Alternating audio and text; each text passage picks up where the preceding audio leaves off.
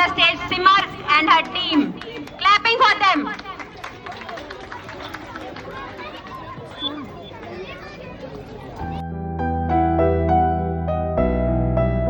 मैं सिर्फ कानून नहीं लिख रहा, मैं एक ऐसा सपना लिख रहा हूँ जहाँ हर इंसान बराबर होगा। Scene 1. रोज इतनी देर क्यों लगती है तुझे घर आने में? घर का काम कौन करेगा? मैं भी पूरे दिन काम करती हूँ, मुझे भी थकान होती है। औरत होते हुए भी काम करने दे रहा हूँ, इतना काफी नहीं है?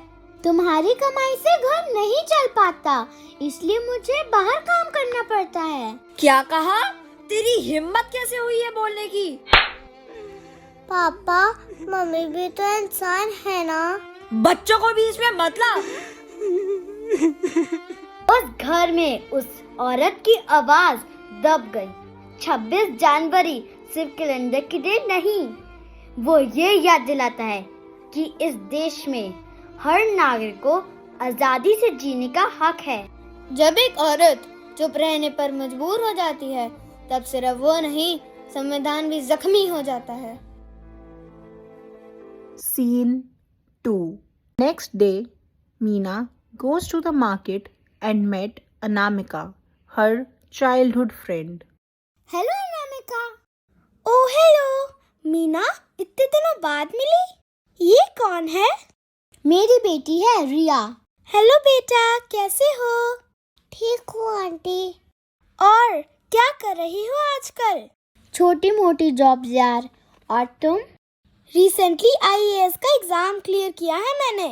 अरे वाह, स्कूल में चुप चुप रहने वाली लड़की आईएएस बन गई। I am so happy for you.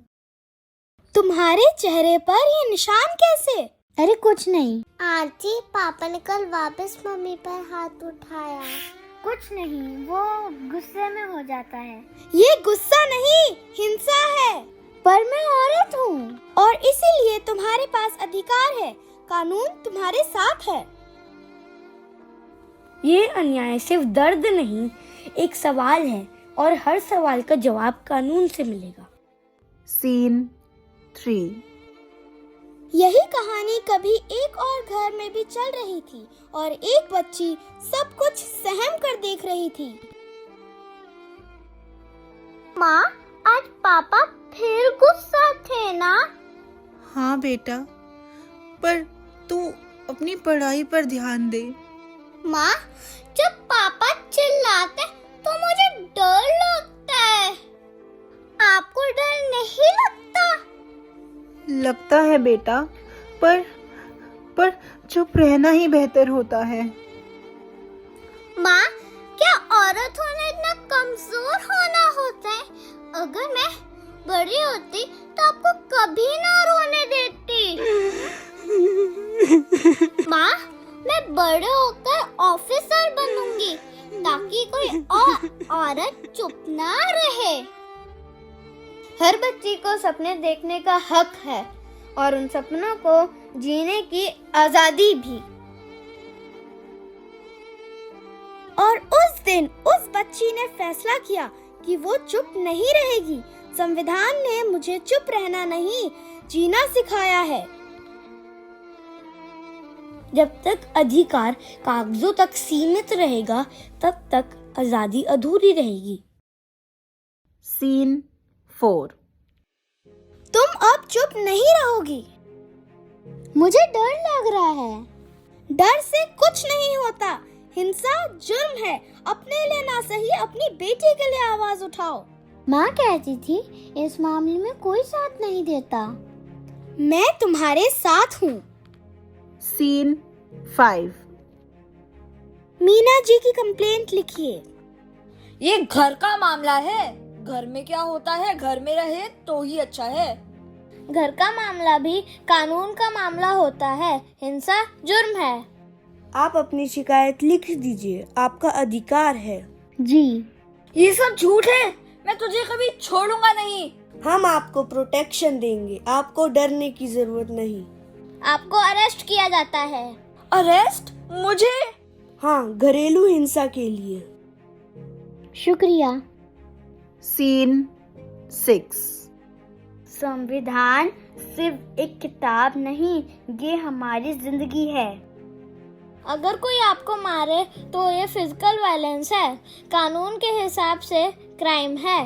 अगर कोई आपको धमकी दे या ऑनलाइन आपको थ्रेटन करे तो वो साइबर अब्यूज है और आपका राइट है उसे रिपोर्ट करना।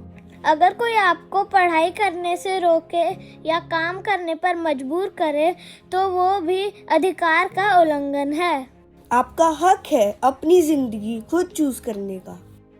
सुरक्षा का हक, सम्मान का हक, शिक्षा और अपनी जिंदगी चुनने का हक, यह दया नहीं अधिकार है। मैं अब अपनी जिंदगी खुद जीऊंगी और अपनी बेटी की आवाज कभी दबने नहीं दूंगी। यही हमारा भारत है, जहाँ कॉन्स्टिट्यूशन सबको बराबर का हक देता है। बेटा, मैंने एक काम तो अच्छा किया अपनी जिंदगी में, तुम्हें पढ़ाया और इस काबिल बनाया कि तुम मेरे जैसी औरतों की मदद कर सको। जब तुमने अपनी आवाज उठाई, मुझे लगा मैं भी आज जीत गई हूँ। आज मैं अपनी बेटी पर नहीं, अपनी ताकत पर गर्व करती हूँ। तू सारे जहां से प्यारी मेरे भारत की बेटी है, सारे जहां पे भारी मेरे भारत की बेटी। दिल जान है शान हमारी मेरे भारत की बेटी। जीती रहो, जीतती रहो।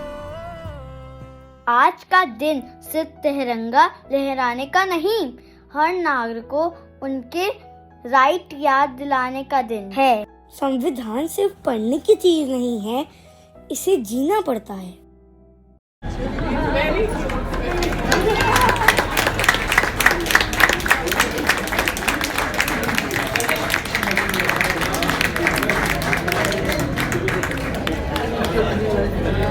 भारत माता की जय! भारत माता की जय! वंदे मातरम!